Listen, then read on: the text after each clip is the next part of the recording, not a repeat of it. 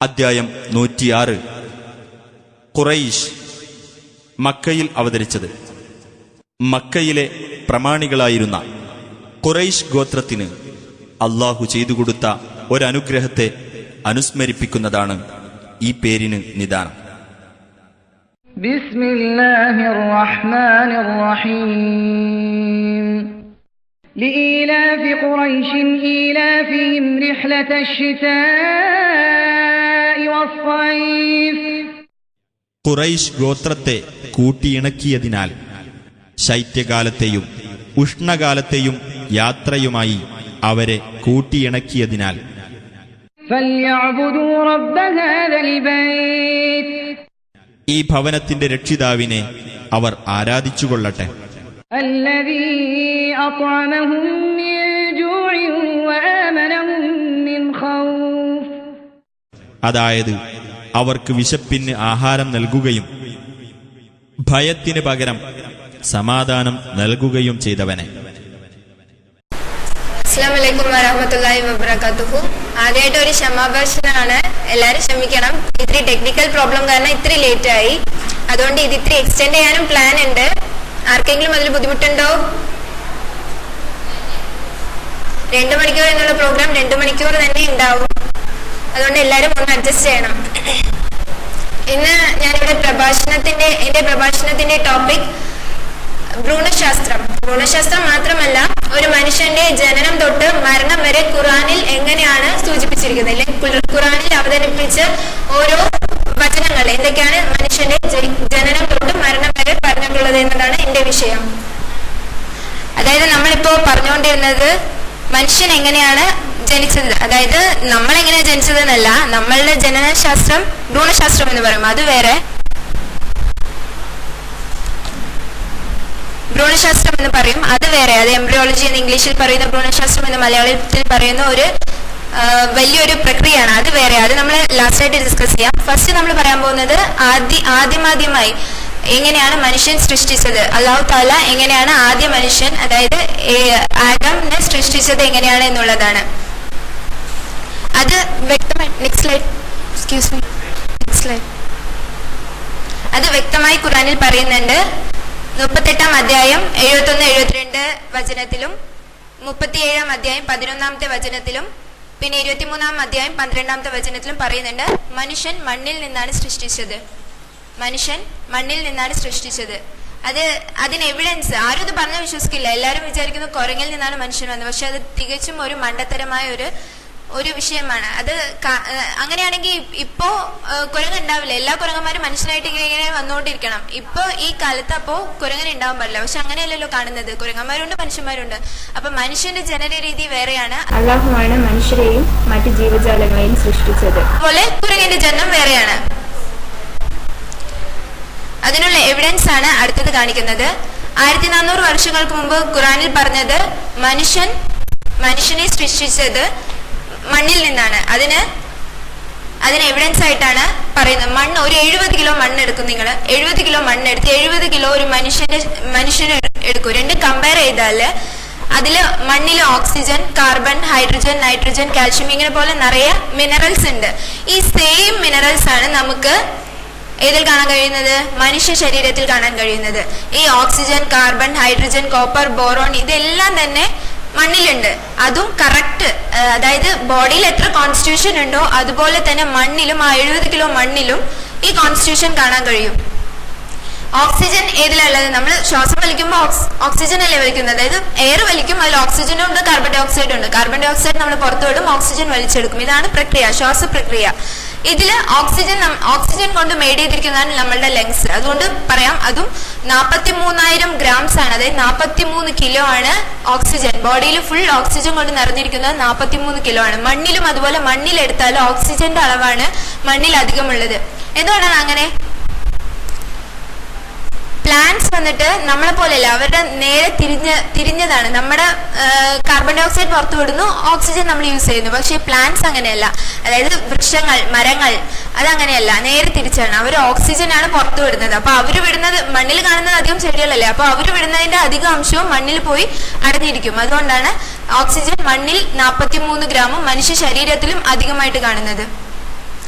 Carbon, അതുപോലെ carbon എല്ലാ organic structures, അതായത് ഒരു സിംഗിൾ സെല്ല് പോലും കാർബണിലാണ് ഉണ്ടാക്കിയത്. നമ്മൾ കഴിക്കുന്ന ഗ്ലൂക്കോസിന്റെ കോമ്പോസിഷൻ പോലും C6 എന്നാ തുടങ്ങുന്നത്, C6H12O6 എന്നാ പറയുന്നത്. അതുപോലും കാർബണിലാണ് ഉണ്ടാക്കിയിരിക്കുന്നത്. അപ്പൊ നമ്മളുടെ എല്ലാ സെൽസിലും കാർബൺ അടങ്ങിയിട്ടുണ്ട്. അതുപോലെ തന്നെ ഹൈഡ്രജൻ, നൈട്രജൻ മറ്റ് മസിൽസിന്റെ, പ്രോട്ടീൻസിന്റെ, അതായത് മസിൽസിന്റെ ഒരു പ്രധാന ഒരു ഘടകമാണ് നൈട്രജൻ. അതുപോലെ തന്നെ കാൽഷ്യം ബോൺസിലും ടീത്തിലും ഒക്കെ ആണ്. ഇങ്ങനെ ഓരോ മിനറൽസ് എടുത്ത് നോക്കിയാലും അതിൽ കറക്റ്റ് കോമ്പോസിഷൻ ആയിരിക്കും. നമ്മുടെ ബോഡിയിൽ ഇത്ര കോമ്പോസിഷൻ ഉണ്ടെങ്കിൽ 70 കിലോ മണ്ണിലും അത്ര കോമ്പോസിഷൻ ഉണ്ടാവും. ഇതാണ് സയന്റിഫിക് എവിഡൻസ്. മണ്ണിൽ നിന്നാണ് മനുഷ്യൻ ജനിച്ചത്, അതായത് മണ്ണിൽ നിന്നാണ് മനുഷ്യനെ സൃഷ്ടിച്ചത് എന്നുള്ളതിന്റെ സയന്റിഫിക് എവിഡൻസ് ആണ് ഇത്. അടുത്ത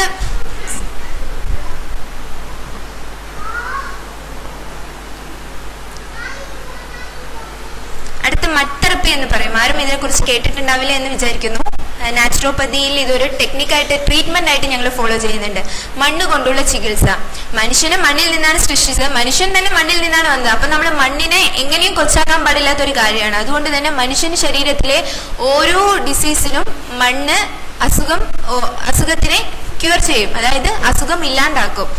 അത് എങ്ങനെയൊക്കെയാന്ന് പറഞ്ഞാല്, ശരിക്കും മണ്ണ് എന്താ ചെയ്യുന്നത് വെച്ചാൽ മനുഷ്യന്റെ ശരീരത്തിലുള്ള രക്തയോട്ടത്തെ വർദ്ധിപ്പിക്കും, രക്തയോട്ടത്തിനെ മൃദുവാക്കും. ഏതെങ്കിലും ഒരു തടവോ എന്തെങ്കിലും ഉണ്ടെങ്കിൽ രക്തയോട്ടത്തിനെ ആ ക്ലോട്ട് ഇല്ലാണ്ട് സ്മൂത്ത് ആക്കി ഒഴുക്കും. അതുകൊണ്ട് തന്നെ മനുഷ്യന്റെ ശരീരത്തിലെ പാതി അസുഖവും ഈ മഡ് ആപ്ലിക്കേഷൻ കൊണ്ട് ഗുണമാക്കാൻ കഴിയും. പക്ഷെ ഇക്കാലത്തെ മഡ് എന്ന് പറയുമ്പോൾ നമ്മുടെ മേലോട്ടുള്ള മഡ് എടുക്കാൻ പാടില്ല. പക്ഷെ ഭയങ്കര പെസ്റ്റിസൈഡ്സ് ഉള്ളതാ. ഇപ്പോ ഫുഡ് അഡൾട്രേഷൻ അങ്ങനെ ഇങ്ങനെയുള്ള കുറെ കാര്യങ്ങൾ കൊണ്ട് ഭയങ്കര പെസ്റ്റിസൈഡ്സ് ഉള്ള മണ്ണാണ്. സോ നിങ്ങൾ ആരും മണ്ണ് കൊണ്ട് ചികിത്സിക്കാൻ പറഞ്ഞു, അതുകൊണ്ട് ഞാൻ മണ്ണ് കൊണ്ട് ചികിത്സിക്കാന്ന് പറഞ്ഞിട്ട് ഫ്രണ്ടിൽ കാണുന്ന, അതായത് ടോപ്പ് ലെയറിൽ കാണുന്ന മഡ് എടുക്കാൻ പാടില്ല. ഇതിന് ഈ മഡ് തെറാപ്പിക്ക് ചില റൂൾസ് ആൻഡ് റെഗുലേഷൻസ് ഒക്കെ ഉണ്ട്. അതുപോലെ ഇത് ഇൻഫ്ലമേഷൻ, വീക്കം ഇല്ലെങ്കിൽ സ്വെല്ലിംഗ്, പെയിൻ, അതായത് വേദന ഇല്ലാണ്ടാക്കുന്ന കഴിവൊക്കെ ഈ മഡിനുണ്ട്. അതുപോലെ തന്നെ മുടി നല്ലോണം വളർത്താനുള്ള, അതായത് മുടി നല്ലോണം വളരും, മഡ് യൂസ് ചെയ്താൽ മുടി നല്ലോണം വളരും. ഈ സ്റ്റിഫ് ജോയിന്റ്സിനൊക്കെ ഇത് നല്ലൊരു ട്രീറ്റ്മെന്റ്സ് ആണ്. പിന്നെ ബോഡിയും സ്കിന്നിയും യുവത്വത്തോടെ നിലനിർത്താൻ ഇത് ഹെൽപ്പ് ചെയ്യുന്ന ഒരു ട്രീറ്റ്മെന്റ് ആണ് മഡ് തെറാപ്പി. ഇനിയാണ് നമ്മൾ എങ്ങനെയാ ജനിച്ചത് എന്ന് പറയാനുള്ളത്. അതായത് ആധികാരികമായ മനുഷ്യൻ മണ്ണിൽ നിന്ന് അല്ലാഹു തആല സൃഷ്ടിച്ചു. നമ്മളൊക്കെ എങ്ങനെയാ സൃഷ്ടിച്ചത്? നമ്മളാരും മണ്ണിൽ നിന്നല്ല. നമ്മൾ നമ്മുടെ അമ്മയുടെ ഗർഭപാത്രത്തിൽ 9 മാസം കിടന്ന്, 10 മാസമല്ല 9 മാസം കിടന്ന്. എല്ലാവർക്കും ഒരു തെറ്റിദ്ധാരണയുണ്ട്. ആരെങ്കിലും എന്തെങ്കിലും ചോദിച്ചാൽ നിന്നെ ഞാൻ 10 മാസം വളർത്തെടുത്തതാണെന്ന് പറയും. പക്ഷെ 10 മാസമല്ല, നിങ്ങൾ തിരുത്തിക്കൊള്ളു. ഇനി പറയുമ്പോൾ 9 മാസം എന്ന് പറഞ്ഞാൽ മതി. എന്താണെന്ന് വെച്ചാൽ 9 മാസം നമ്മൾ വയറ്റിലിരിക്കുന്നുള്ളൂ. അപ്പോൾ 9 മാസം നമ്മൾ വയറ്റിലിരുന്നിട്ടാണ് പുറത്തു വരുന്നത്. അപ്പൊ അതിന്റെ പ്രക്രിയയിലൊക്കെ വിശുദ്ധ ഖുർആനില് പാർട്ട് ബൈ പാർട്ടായിട്ട് ഓരോ പിക്ചറൈസേഷനോട് കറക്റ്റായിട്ട്, അത് സയന്റിസ്റ്റ് പോലും, കീത്ത് മോർ എന്ന് പറയുന്ന ഒരു സയന്റിസ്റ്റ് ഉണ്ട്. അയാള് ഒരു അമേരിക്കൻ സയന്റിസ്റ്റ് ആണ്. അയാൾ ഈ എംബ്രിയോളജിയിൽ കുറെ വർഷങ്ങളായിട്ട് ഇങ്ങനെ പഠനം നടത്തിക്കൊണ്ടിരുന്നു. ലാസ്റ്റ് അയാളുടെ മതം മാറി ഇസ്ലാം മതത്തിലോട്ട് സ്വീകരിച്ചു. അത്രത്തോളം അവിശ്വസനീയമായ കാര്യങ്ങളാണ് അയാൾ നമ്മുടെ ഖുർആനിലെ എംബ്രിയോളജി, അതായത് ഭ്രൂണശാസ്ത്രത്തെ കുറിച്ച് അയാൾ കണ്ടത്. അതെന്തൊക്കെയാണ് നമ്മളിപ്പോൾ ഡിസ്കസ് ചെയ്യാം. അതായത് അൽ മുഅ്മിനൂൻ എന്ന അധ്യായത്തിൽ 12-14 വചനത്തിൽ പറയുന്നു, അള്ളാഹു കളിമണിയിൽ നിന്നാണ് അള്ളാഹു താല നമ്മളെ കളിമണിയിൽ നിന്നാണ് സൃഷ്ടിച്ചത്. അതിനുശേഷം ബീജം കൊണ്ട് അവനെ ഭദ്രമായ ഒരു സ്ഥാനത്തേക്ക് വെച്ചു. അതായത് ഓവം എന്ന് പറയുന്നത് ഫീമെയിലിന്റെ റീപ്രൊഡക്റ്റീവ് ചാനലും ആൻഡ് സെമൻ, അതായത് സ്പേം എന്ന് പറയുന്നത് മെയിലിന്റെ റീപ്രൊഡക്റ്റീവ്. അതുവരെ അള്ളാഹു താല കറക്റ്റ് ആയിട്ട് ഡിസ്കസ് ചെയ്തിട്ടുണ്ട്. ഇത് ഇപ്പോഴാണ് കണ്ടുപിടിച്ചത്. 1400 വർഷങ്ങൾക്ക് മുമ്പ് തന്നെ നമുക്ക് ഇത് അറിയാമായിരുന്നു. പക്ഷെ ഇപ്പോഴാണ് 20th സെഞ്ചുറി അല്ലെങ്കിൽ 19th സെഞ്ചുറിയിൽ ഇതൊക്കെ കണ്ടുപിടിക്കാൻ തന്നെ തുടങ്ങിയത്. ആദ്യം ഒരു മനുഷ്യനെ സൃഷ്ടിച്ചത് മണ്ണിൽ നിന്നാണ്. അതിനുശേഷം ഒരു ഡ്രോപ്പ്, അതായത് ഒരു നുഫ്ത എന്ന് പറയും, അതിന് സെമൻ ഇല്ലെങ്കിൽ ബീജം എന്ന് പറയുന്നത് നമ്മളുടെ ഒരു പാർട്ടിൽ സെറ്റിൽ ചെയ്തു. അതായത് ഒരു പാർട്ടിൽ അതിനെ കറക്റ്റായിട്ട് അവിടെ കൊണ്ട് വെച്ചതിന് ശേഷം അതിനെ അടുത്ത സ്റ്റേജായ അടുത്ത സ്റ്റേജ് എന്ന് പറയുമ്പോൾ ഒരു 10 ഇതിന് ശേഷം ഈ സെമൻ അല്ലെങ്കിൽ ബീജം വന്നിട്ട് അതിൽ ആ കറക്റ്റായ പ്ലേസിൽ സെറ്റിൽ ആയതിനു ശേഷം കറക്റ്റ് 10 ദിവസം 15 ദിവസം 18 to 15 ദിവസത്തിന് ശേഷം അടുത്തതായിട്ട് അലക്ക് എന്ന് പറയുന്നത് ഒരു അറ്റാച്ച്ഡ് മാസാണ്, അതായത് സസ്പെൻഡഡ് തിങ്. ഞാൻ പറഞ്ഞ പോലെ ഒരു ഹാങ്ങറിൽ മാറ്റി വെച്ചിരിക്കുന്ന ഒരു സാധനം പോലെ ഇരിക്കുന്നു. ദെൻ ക്ലോട്ടഡ് ഓർ കൊയാഗുലേറ്റഡ് ബ്ലഡ്, അതായത് കട്ട പിടിച്ച രക്തം പോലെയാണ് കാണപ്പെടുന്നത്. ഈ 3 സ്റ്റേജസ് ആണ് ആദ്യമായിട്ട് നമ്മൾ ശിശുവായിരിക്കുമ്പോൾ, അതായത് ഫസ്റ്റ് സ്റ്റേജിൽ, ഇനീഷ്യൽ സ്റ്റേജ്, അതായത് ബീജം പോയി സെറ്റിൽ ആയതിനു ശേഷം ഒരു 10 to 15 ദിവസങ്ങളിൽ നമ്മൾ കാണപ്പെടുന്നത് ഇങ്ങനെയാണ്. നമ്മൾ ഇങ്ങനെയാണ് ഓരോ മനുഷ്യനും വലുതായി വരുന്നത്. ആദ്യത്തെ സ്റ്റേജ് നമ്മൾ ഇങ്ങനത്തെ അലക് സ്റ്റേജിന് ശേഷം ഇങ്ങനെ ഓരോ സ്റ്റേജ് കഴിഞ്ഞിട്ടാണ് വലുതായി വരുന്നത്. ഭ്രൂണശാസ്ത്രം എംബ്രിയോളജി പറയുന്നു എന്തെന്ന് വെച്ചാൽ 15 ദിവസത്തിൽ തുടങ്ങി 23 to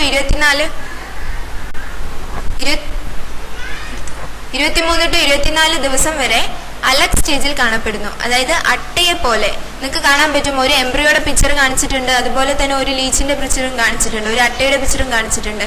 രണ്ടിനും എന്തെങ്കിലും ഒരു ഡിഫറൻസ് കണ്ടുപിടിക്കാൻ പറ്റുമോ? രണ്ടിന്റെയും എല്ലാം ഒന്ന് തന്നെയാ, ഒരു ഡിഫറൻസ് നമുക്ക് കണ്ടുപിടിക്കാൻ പറ്റില്ല. അതുപോലെ തന്നെ ബ്ലഡ് വെസൽസ് അതുപോലെ തന്നെ രണ്ടിലും ഒരുപോലെ ബ്ലഡ് സർക്കുലേഷനും എല്ലാം ഒരുപോലെ ആയിരിക്കും. അടുത്ത് ലീച്ച് തെറപ്പി എന്ന തെറപ്പി, ഇതും ഞങ്ങളുടെ ഒരു തെറപ്പിയാണ്. ലീച്ച് തെറപ്പി ഓർ രക്തമോഷണ എന്ന് പറയും. അട്ടയെ വെച്ച് കടിച്ച് നമ്മുടെ അസുഖം മാറ്റുന്നത്. എല്ലാവർക്കും ആദ്യം കേൾക്കുമ്പോൾ വേനൊക്കെ പറയും, പക്ഷെ അതാണ് സത്യം. അട്ട എന്നുള്ളത് നമ്മളുടെ ശരീരത്തിൽ നിന്ന് ഒരിക്കലും നല്ല രക്തം കുടിക്കില്ല. അത് എപ്പോഴും നമ്മളുടെ ബോഡിയിൽ നിന്ന് അശുദ്ധ രക്തം മാത്രമേ കൺസ്യൂം ചെയ്യുള്ളൂ, അശുദ്ധ രക്തം മാത്രമേ എടുക്കത്തുള്ളൂ. ഇതുകൊണ്ടാണ് ഞാൻ പറഞ്ഞത് ഇത് തണുത്ത പ്രദേശങ്ങളിൽ മാത്രം അധികം കണ്ടുവരുന്നു എന്ന്. എന്താണെന്ന് വെച്ചാൽ തണുത്ത പ്രദേശത്തിലുള്ളവർക്ക് ബ്ലഡ് ഇടയ്ക്കിടയ്ക്ക് കട്ടയാവും. അവിടെ കൂളിംഗ് ക്ലൈമറ്റും പിന്നെ അവർക്ക് സ്വെറ്റിംഗ് ഉണ്ടാവില്ല. ടോക്സിൻസ് ഒന്നും, അതായത് അശുദ്ധമൊന്നും പുറത്തു പോകാനുള്ള വഴി അവർക്ക് വേറെ ഇല്ല. അതുകൊണ്ട് ഈ അട്ട കടിച്ചാൽ അശുദ്ധ രക്തം എടുക്കുന്നുള്ളതാണ്. അതുകൊണ്ടാണ് അല്ലാഹു തആല അവിടെ മാത്രം ഈ ഒരു ടെമ്പറേച്ചർ സെൻസ് ഈ അട്ടയ്ക്ക് കൊടുത്തിരിക്കുന്നത്. ഈ ടെമ്പറേച്ചറിൽ അത് ഉണ്ടാവുള്ളൂ, തണുത്ത ടെമ്പറേച്ചറിൽ മാത്രമേ കാണപ്പെടുന്നുള്ളൂ. അതുകൊണ്ടാണ് ഇങ്ങനെ ഒരു ടെമ്പറേച്ചറിൽ അതിനെ സൃഷ്ടിച്ചിരിക്കുന്നത്. ഇതിന് എന്തൊക്കെ പ്രോപ്പർട്ടീസ് ഉണ്ട്, അട്ടയ്ക്ക് എന്തൊക്കെ ഗുണകാര്യങ്ങൾ ഉണ്ടെന്ന് പറയുകയാണ്. ഇപ്പോൾ ആന്റി കോയഗുലേഷൻ എഫക്ട്, അതായത് ബ്ലഡ് കട്ടയാവുന്നതിനെ തടുക്കുന്നു.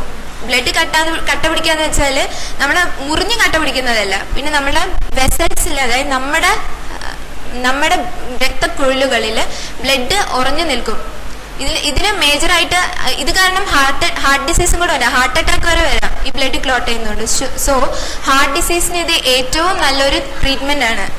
ലീച്ച് തെറപ്പി എന്ന് പറയുന്നത് ഹാർട്ട് ഡിസീസിന് ഏറ്റവും നല്ലൊരു ട്രീറ്റ്മെന്റ് ആണ്. അതുപോലെ ക്ലോട്ട് ഡിസോൾവിങ് എഫക്റ്റ് ഉണ്ട്. ദെൻ ആന്റി ഇൻഫ്ലമേറ്ററി എഫക്റ്റ്, അതായത് വീക്കം കുറയ്ക്കാനുള്ള കഴിവ്. എവിടെയൊക്കെ വീങ്ങിയിരിക്കുന്നോ അവിടെയൊക്കെ ഇത് വീക്കം കുറയ്ക്കും എന്നുള്ളതാണ് പറയുന്നത്. പിന്നെ വാക്സോ ഡൈലേറ്റിംഗ് എഫക്റ്റ്, മെയിൻ ആയിട്ട് ഹാർട്ട് ഡിസീസും ബാക്കിയുള്ള എല്ലാ അസുഖങ്ങളും വരുന്നത് ബ്ലഡ് സപ്ലൈ കുറഞ്ഞിട്ടാണ്. ബ്ലഡ് സപ്ലൈ എന്തുകൊണ്ടാണ്, അതായത് രക്തം ബോഡിയിൽ കുറഞ്ഞിട്ടുകൊണ്ടാണ്. ബോഡിയിൽ എന്തുകൊണ്ടാണ് രക്തം കുറയുന്നത് എന്ന് വെച്ചാൽ നമ്മുടെ രക്തധമനിയിൽ ചെറുതാവുക, അതായത് കൺസ്ട്രക്റ്റ് ആവുക. അത് ഇത്രയ്ക്കുള്ളതാണെങ്കിൽ അത് ഇത്രയാവും, കുറച്ച് അതിന്റെ സൈസ് ഡയമീറ്റർ കുറച്ച് കുറയും. അങ്ങനെ ആകുമ്പോൾ ശരിക്കും പ്രോപ്പറായിട്ട് ബ്ലഡ് സർക്കുലേഷൻ ഉണ്ടാവില്ല. അങ്ങനെയുള്ള കാരണം നമുക്ക് കുറേ അസുഖങ്ങൾ വരാൻ, ഇഷ്കീമിയ എന്ന് പറയും അതിന്. ഒരു ഓർഗനിൽ നമുക്ക് പ്രോപ്പറായിട്ട് വേണ്ടത്ര ബ്ലഡ് കിട്ടിയില്ലെങ്കിൽ ആ ഓർഗൻ ഇഷ്കീമിക് കണ്ടീഷനിലാണെന്ന് പറയും. ബ്ലഡ് പ്രോപ്പറായിട്ട് കിട്ടാത്ത കണ്ടീഷൻ എന്ന് പറയും അതിന്. പിന്നെ ഇതിന് bacteriostatic and anaesthetic effect. Anaesthetic means വേദന ഇല്ലാതെ തോന്നിക്കുന്ന എഫക്ട്. അപ്പൊ നമുക്ക് വേദനയുള്ള ഭാഗത്ത് വെച്ചാൽ വേദന ഇല്ലാണ്ടാവും. ഈ അട്ട ചികിത്സയോട് മൂലം നമുക്ക് വേദനയുള്ള ഒരു ഭാഗം തന്നെ വേദന ഇല്ലാണ്ടാവും.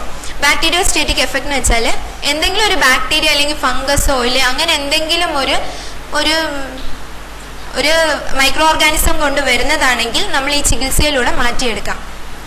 ചില വീഡിയോ ക്ലിപ്പിംഗ്സ് ആണ് അട്ട ചികിത്സയോടുള്ളത്.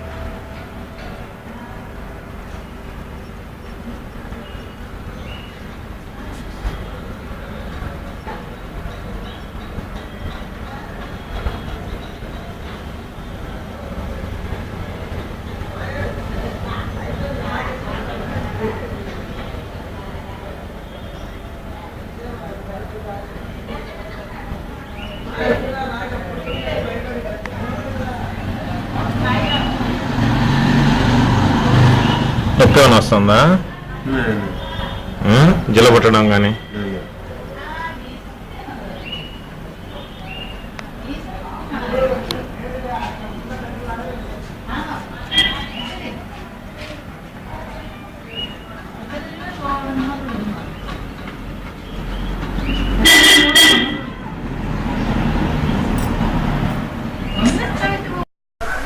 ആദ്യത്തെ വീഡിയോയിൽ നമ്മൾ എന്താന്ന് കണ്ടെന്ന് വെച്ചാല് ഒരു അട്ട കൊണ്ടുള്ള ഒരു കയ്യിൽ ഒരു അസുഖം വന്നു, ഇല്ലെങ്കിൽ ഹാർട്ട് ഡിസീസ് ആണെങ്കിൽ പോലും കയ്യിലാണ് വരുന്നത്. എന്താണെന്ന് വെച്ചാല് ഹാർട്ട് മേലായിരിക്കുന്ന കൈ വഴി സർക്കുലേഷൻ പോകും.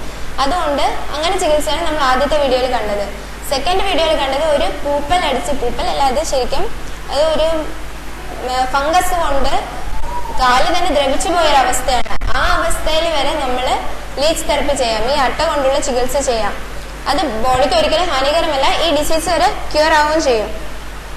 ദെൻ നമ്മൾ ഇപ്പൊ കണ്ടുകൊണ്ടിരിക്കുന്നത് എന്താന്ന് വെച്ചാല് ഒരു അട്ട നമ്മളെ ദേഹത്തിൽ നിന്ന് ചോര കുടിക്കുന്നു. അത് അശുദ്ധ രക്തമാണ്. അത് അട്ടയുടെ ദേഹത്തിൽ നിന്നാൽ അത് അശുദ്ധം തന്നെയാണ്, അതൊരിക്കലും ശുദ്ധമാവില്ല. അട്ടയ്ക്കും അതിനുള്ള പ്രകൃതിയില്ല, ശുദ്ധീകരിക്കാനുള്ള പ്രകൃതിയില്ല. അപ്പൊ അട്ടയെ എടുത്തതും നമ്മൾ ആ അട്ടയെ നമ്മൾ ഹെൽത്തി ആയിട്ട് സൂക്ഷിക്കണം. അതായത് അടുത്തൊരു ട്രീറ്റ്മെന്റിന് അട്ട തന്നെ ആവശ്യമുണ്ടെന്നുണ്ടെങ്കിൽ നമ്മൾ അതിനെ ചെറുതായിട്ട് ഉപ്പ് കൊണ്ട് തട്ടി അതിന്റെ വായ അവിടെ നിന്ന് എടുക്കും. അത് നമ്മുടെ സ്കിന്നിൽ അറ്റാച്ച്ഡ് ആയിട്ടുള്ളതെന്ന് എടുക്കും. എന്നിട്ട് മഞ്ഞപ്പൊടി അതിന്റെ മേത്തിട്ടാൽ അതെല്ലാം ഛർദ്ദിക്കാൻ തുടങ്ങും. അത് അതായത് കുടിച്ച ബ്ലഡ് എല്ലാം ഛർദ്ദിക്കാൻ തുടങ്ങും. ഇതാണ് ഈ 3 സ്കിന്നിൽ നിങ്ങൾ കണ്ടത്.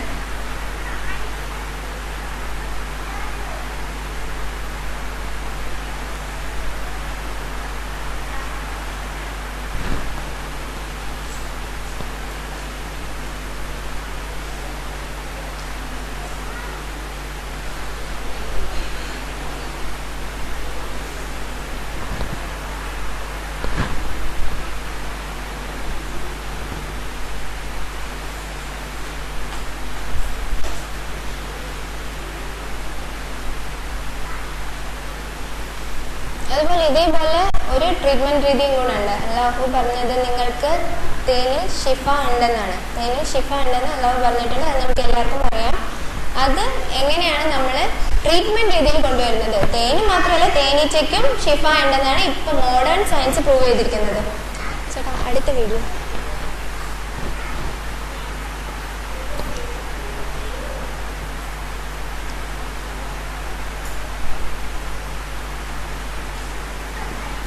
തേനീച്ചയുടെ ആ സ്റ്റിങ്, അതായത് അതിന്റെ കൊമ്പെന്ന് പറയാം, കൊമ്പിന് ബി വീനോം എന്ന് പറയുന്ന ഒരു ദ്രാവകം സെക്രീറ്റ് ചെയ്യാനുള്ള കഴിവുണ്ട്. ഇതാണെങ്കിൽ എല്ലാ അസുഖത്തിനും അതുപോലെ കേൾക്കുന്ന വേറൊരു മരുന്നില്ല. ഇപ്പൊ പ്രൂവ് ചെയ്തിരിക്കുകയാണ് എയ്ഡ്സ്, അതായത് HIV പോലും ഈ ബി വീനോം കൊണ്ട് ട്രീറ്റ്മെന്റ് ഉണ്ടെന്നാണ് പറയുന്നത്. ബി വീനോം കൊണ്ട് ശരിയാവുന്ന എന്നാണ് പറയുന്നത്. ലോകത്തിലെ ഏറ്റവും മാരകമായ അസുഖമാണ്, അതുകൊണ്ട് എത്ര പേരാ മരിക്കുന്നത്, അതിന് വരെ ഈ ബി വീനോമിൽ ട്രീറ്റ്മെന്റ് ഉണ്ടെങ്കിൽ നിങ്ങൾക്ക് ഇതിന്റെ ഔഷധ ഗുണമെന്ന് ആലോചിച്ച് നോക്കാവുന്നതാണ്. അതായത് മുമ്പ് പറഞ്ഞു അട്ട എല്ലാതരം രോഗങ്ങൾക്കും നമ്മളെ സുഖപ്പെടുത്താനുള്ള കഴിവുണ്ടെന്ന്. അപ്പൊ എന്തുകൊണ്ടാണ് നമ്മൾ അട്ട സ്റ്റേജ് ആയിരിക്കുമ്പോൾ, അതായത് നമ്മൾ അമ്മയുടെ ശരീരത്ത് അലക്കിന്റെ സ്റ്റേജിലായിരിക്കുമ്പോൾ നമുക്ക് എന്തുകൊണ്ട് ആ കഴിവ് കിട്ടിക്കൂടാ? നമുക്കും ആ കഴിവുണ്ട്. അമ്മയുടെ ശരീരത്തിൽ എന്തെങ്കിലും പ്രോബ്ലംസ്, എന്തെങ്കിലും ഒരു അവയവത്തിന് എന്തെങ്കിലും കേടുപാട് അമ്മ പ്രഗ്നന്റ് ആയതിനു ശേഷം, അതായത് ഗർഭധാരണം കഴിഞ്ഞതിന് ശേഷമാണെങ്കിൽ ഈ ബോഡിയിലുള്ള സ്റ്റെം സെൽസ് പോയി ആ അവയവം ശരിയാക്കുമെന്നാണ് ഇപ്പോഴത്തെ റിസർച്ച് കണ്ടുപിടിച്ചത്.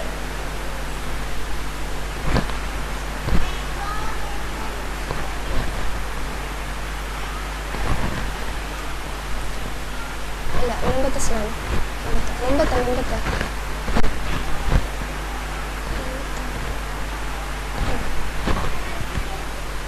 ആദ്യം അട്ടയെ പോലെ ഉണ്ടാക്കുമെന്നാണ് പറഞ്ഞത്. അതിനുശേഷം സസ്പെൻഷൻ, അതായത് ഹാങ്ങറിൽ തൂങ്ങി നിൽക്കുന്ന ഒരു ചെറിയൊരു ക്ലോട്ട്, ബ്ലഡ് ക്ലോട്ട് പോലെയാണ് നമ്മൾ കാണപ്പെടുന്നത്. അത് ഈ നിങ്ങളുടെ ലെഫ്റ്റ് കോർണറിൽ കാണുന്ന ഒരു ഇതുണ്ട്, ഒന്ന് തൂങ്ങി നിൽക്കുന്ന പോലെ, ഫുൾ ഒരു റൗണ്ടിൽ ഒരു സാധനം തൂങ്ങി നിൽക്കുന്ന പോലെ. ആക്ച്വലി ഇത് ഒരു ബ്ലഡ് ക്ലോട്ട് കൊണ്ട് നിറഞ്ഞിരിക്കുന്ന ഇത് ആക്ച്വലി ലീച്ചാണ്, ലീച്ച് സ്റ്റേജിലുള്ള ഭ്രൂണമാണ്. അതായത് 10 മുതൽ 15 ദിവസം വരെ പ്രായമുള്ള ഒരു ഭ്രൂണത്തിന്റെ പിക്ചറൈസേഷൻ ആണിത്. ഇതിൽ ഭ്രൂണത്തിന് പ്രോപ്പറായിട്ട് സർക്കുലേഷൻ, അതായത് ഹാർട്ടോ ലിവറോ ലങ്സോ ഇങ്ങനെ ഒന്നും വർക്കായിട്ടില്ല, ഒന്നും ഉത്ഭവിച്ചിട്ടില്ല, അതായത് പ്രൊഡ്യൂസ് ആയിട്ടില്ല. ഈ സ്റ്റേജിൽ ഫുൾ അമ്മയുടെ ബ്ലഡ് പോകും. പക്ഷെ ഇതിന് വലിച്ചെടുക്കാനുള്ള കഴിവൊന്നുമില്ല. എന്തിനാ വലിച്ചെടുക്കുന്നത്? ഹാർട്ടില്ല, ലിവർ ഇല്ല, ഒന്നുമില്ല. അപ്പൊ ഇത് വെറുതെ പോയിക്കൊണ്ടിരിക്കും. അതായത് ഒരു ബ്ലഡ് ക്ലോട്ട് പോലെ, ഒരു രക്തം കട്ട പിടിച്ച പോലെ വെറുതെ പോകും, ഒന്നും വലിച്ചെടുക്കുന്നില്ല, പിന്നെയും പോകും. അതായത് രക്തം കട്ട. അതാണ് ഇതിന്റെ സയന്റിഫിക് പ്രൂവ്. ഇത് പ്രൂവ് ചെയ്തത് ആരാണെന്ന് വെച്ചാൽ മൂർ ആൻഡ് പെർസോഡ് എന്ന് പറയുന്ന 2 സയന്റിസ്റ്റ് ആണ് ഇത് പ്രൂവ് ചെയ്തിരിക്കുന്നത്. അല്ലാഹു തആല വിശുദ്ധ ഖുർആനിൽ പറഞ്ഞിട്ടുണ്ട്, 72-ാം അധ്യായം 2-ാം വചനത്തിൽ പറഞ്ഞിട്ടുണ്ട്, ഞാൻ മനുഷ്യനെ ഒരു നുത്ഫയിൽ സൃഷ്ടിച്ചു, അതിനുശേഷം അവന് കേൾവിയും, അടുത്ത അൽ മുദ്ദ, ചൂട് like A lump of flush. അതായത് അടുത്ത സ്റ്റേജ് ആയിട്ട് അലക്കിന്റെ സ്റ്റേജ് കഴിഞ്ഞു, ബ്ലഡ് ക്ലോട്ടിന്റെ സ്റ്റേജ് കഴിഞ്ഞു, അടുത്ത അലക്ക്. അതായത് ചൂയിങ്കം എങ്ങനെ ചവച്ച് തുപ്പുന്നോ അതുപോലെ ഉണ്ടാവും ഈ സ്റ്റേജിലെ ഭ്രൂണത്തിനെ കാണാൻ. മുഗ്ധ സ്റ്റേജ് കഴിഞ്ഞിട്ട് ബോൺസ് ഫോം ആവും, അതായത് നമ്മുടെ എല്ലുകൾ ഫോം ആവും. ഇത് 23-ാം അധ്യായം 14-ാം വചനത്തിൽ പറയുന്നു, മുഗ്ധ അതായത് ചവച്ച് തുപ്പിയ ഒരു വസ്തുവിന് ശേഷം നിനക്ക് ഞാൻ ബോണുകൾ കൊണ്ട് സൃഷ്ടിച്ചിരിക്കുന്നു എന്ന് പറയുന്നു. ബോണുകളാണ് അടുത്ത് കാണപ്പെടുന്നത്. അത് സയന്റിഫിക് ആയിട്ടുള്ള പ്രൂഫാണ്. ഡേ 42-ാം ദിവസത്തിൽ ആദ്യം കണ്ടുവരുന്നത് ബോണിന്റെ വളർച്ചയാണ്. ആ ടൈമിൽ ഗർഭിണിയായ സ്ത്രീകൾക്ക് കാൽഷ്യത്തിന്റെ ആവശ്യം കൂടി വരും. അതുകൊണ്ട് ആലോചിച്ച് വെക്കുക എല്ലാവരും. നിങ്ങളുടെ മരുമകളോ അല്ലെങ്കിൽ മകളോ ആരെങ്കിലും പ്രഗ്നന്റ് ആയിരുന്നെങ്കിൽ പറയൂ, അവരുടെ 42-ാം ദിവസത്തിൽ അവർക്ക് അവരുടെ ബോഡിയിൽ കാൽഷ്യത്തിന്റെ അളവ് അധികമായിട്ട് ആവശ്യമുള്ളതാണ്. എന്താണെന്ന് വെച്ചാൽ അപ്പോഴാണ് ബോൺ ഡെവലപ്മെന്റ് സ്റ്റാർട്ട് ആവുന്നത്. അപ്പോൾ ഒരു 40 ദിവസം അല്ലെങ്കിൽ 39-ാം ദിവസം, പ്രഗ്നന്റ് ആയതിന് 39-ാം ദിവസം തൊട്ട് കാൽഷ്യം സപ്ലിമെന്റ്സ് കുറെ കൂടി എക്സ്ട്രാ ആയിട്ട് കൊടുക്കണം. പാലായിട്ട് കൊടുക്കാം, യോഗാട്ടായിട്ട്, അതായത് തൈരായിട്ട് കൊടുക്കാം. അങ്ങനെയുള്ള സംഭവങ്ങളായിട്ട് കുറെ നമ്മൾ സപ്ലിമെന്റ്സ് കൊടുത്തുകൊണ്ടിരിക്കണം. അങ്ങനെ ഉണ്ടെങ്കിൽ നല്ലൊരു കുഞ്ഞിനെ അവർക്ക് കിട്ടും. അടുത്ത് ബോൺ ഫോം ആയ എന്താ, ബോണിന്റെ മേലെ എന്താ കവർ ഉള്ളത്? മസിൽസ് ആണ് നമ്മുടെ ബോണിന് ശേഷമുള്ള കവറിങ്. അതുകൊണ്ട് നമ്മുടെ ബോൺസിന് ശേഷം ഡെവലപ്പ് ആവുന്നത് മസിൽസ് ആണെന്ന് പറയുന്നുണ്ടോ അല്ലാഹു തആല 23-ാം അധ്യായത്തിൽ 48-ാം ദിവസത്തില് ഫോം ആയി കഴിഞ്ഞതിന് ശേഷം ഓരോ മസിൽസ് ആയിട്ട് ഫോം ആവാൻ തുടങ്ങും. അതിന്റെ പിക്ചോറിയൽ റെപ്രസെന്റേഷൻ ആണ് താഴെ കാണുന്നത്. അങ്ങനെ 56-ാം ദിവസത്തിൽ അതിന്റെ ഫുൾ മസിൽസ്. ഇപ്പൊ 48-ാം ദിവസം നമ്മുടെ മസിൽസ് എന്തുകൊണ്ടാണ് സൃഷ്ടിച്ചിരിക്കുന്നത് എന്ന് വെച്ചാൽ ഫുൾ ആൻഡ് ഫുൾ പ്രോട്ടീൻ ആണ്. അപ്പൊ നിങ്ങൾ ശ്രദ്ധിക്കണം, 48-ാം ദിവസം തൊട്ട് ഗർഭിണിയായ സ്ത്രീകൾക്ക് പ്രോട്ടീൻ ഭക്ഷണങ്ങൾ അധികം കൊടുക്കുക. ഇതിൽ ദാല് വരും, മട്ടൺ, ഇങ്ങനെ പ്രോട്ടീൻ, നോൺ വെജിറ്റേറിയൻ വരും പ്രോട്ടീനായിട്ട്, മുട്ടയുടെ വെള്ള, ഇങ്ങനെയുള്ളതൊക്കെ വരും പ്രോട്ടീനായിട്ട്. അപ്പോൾ ആ ടൈമിൽ ഇവർ ഇങ്ങനെ പ്രോട്ടീൻ സപ്ലിമെന്റ്സ് അധികമായിട്ട് എടുക്കേണ്ടതാണ്. അടുത്ത സ്റ്റേജ് ഓഫ് വയബിലിറ്റി എന്ന് പറയുന്നത്, സ്റ്റേജ് ഓഫ് നഷ എന്ന് പറയും. അതായത് ഇത് 23-ാം അധ്യായത്തിൽ 14-ാം വചനത്തിൽ അതായത് പറയുന്നു, ഓരോ ഡെവലപ്മെന്റിന് ശേഷം, അതായത് ബോൺസ് ഫസ്റ്റ് വന്നു, അതിനുശേഷം ഫ്ലഷ് അതായത് മസിൽസ് വന്നു, അതിനുശേഷം നിന്നെ ഒരു പുതിയ ജീവനായിട്ട് ഞാൻ സൃഷ്ടിക്കുമെന്നാണ് പറയുന്നത്. അപ്പോൾ പുതിയ ജീവനായിട്ട് സൃഷ്ടിക്കണമെങ്കിൽ എന്താണ്? ഓർഗൻസ്. 12 ആഴ്ചകൾക്ക് ശേഷം ഭ്രൂണത്തിന്റെ എല്ലാ അവയവവും പ്രവർത്തിക്കാൻ തുടങ്ങും. അതുപോലെ പറയുന്നുണ്ട് 22-ാം അധ്യായത്തിൽ 5-ാം വചനത്തിൽ പറയുന്നുണ്ട്, നാം ഉദ്ദേശിക്കുന്ന നിശ്ചിത ഒരവധി വരെ നാം ഗർഭാശയത്തിൽ താമസിപ്പിക്കുന്നു. അതായത് ഒരു പർട്ടിക്കുലർ ടൈം വരെയാണ്. ആരും 20 മാസം 30 മാസം 40 മാസം ഒന്നും വയറ്റിലിരിക്കുന്നില്ല. ഒരു 9 മാസം നാം ഉദ്ദേശിക്കുന്ന സമയത്തിൽ, 9 മാസം എന്ന് വെച്ചാൽ ആ 9 മാസമേ വയറ്റിലത്തെ ആ ഭ്രൂണം എംബ്രിയോ ആയി ഇരിക്കുന്നുള്ളൂ. അതിനുശേഷം അവൻ ലോകത്തിലോട്ട് വരുന്നു.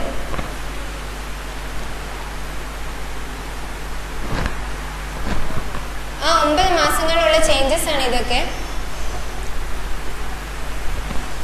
8-ാം മാസത്തിന് ശേഷം ലൈറ്റനിങ് എന്നുള്ള പ്രോസസ്സ് നടക്കും. അതെന്താണെന്ന് വെച്ചാൽ എല്ലാവരും പറയും വയറ് താഴെയായി എന്ന് പറയും. അതായത് കുട്ടിയുടെ വയറ് താഴെയായി എന്നുള്ളതാണ്, തിരിഞ്ഞ് താഴോട്ട് വന്നു എന്നുള്ളതാണ് പറയുന്നത്.